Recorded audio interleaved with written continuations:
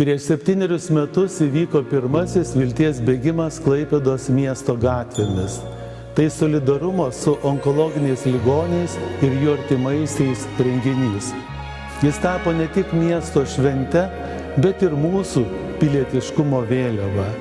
Mes džiaugiamės, kad Lietuvos gyventojai vis didesnėmis dozėmis pakyla prieš onkologinių ligonių ir neįgaliųjų izoliaciją viešojoje erdvėje.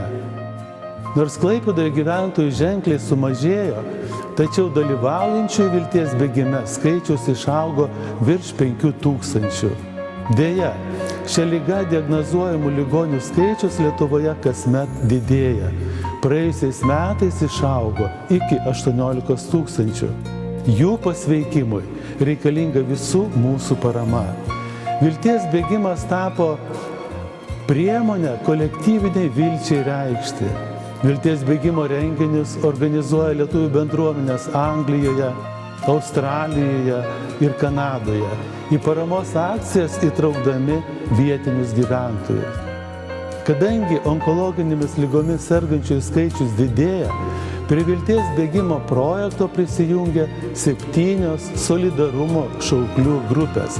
Tai vilties šokis, vilties baidarių maratonas, vilties yriai, vilties plaukimas, vilties tenisas, 1000 vilties kilometrų motociklais ir vilties dokumentiniai filmai.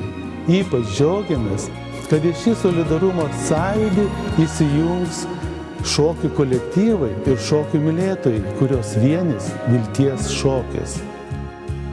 Šiais metais vilties bėgimas vyks gegužės 18 dieną 14 val. Jo šūkis – pažadink viltį manyje.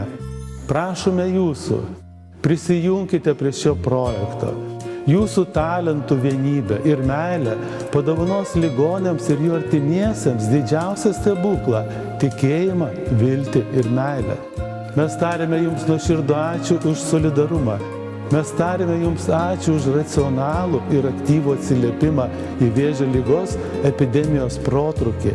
Toks yra dėsnis. Tik padėdami kitiems, mes patys stiprėjame ir turtėjame.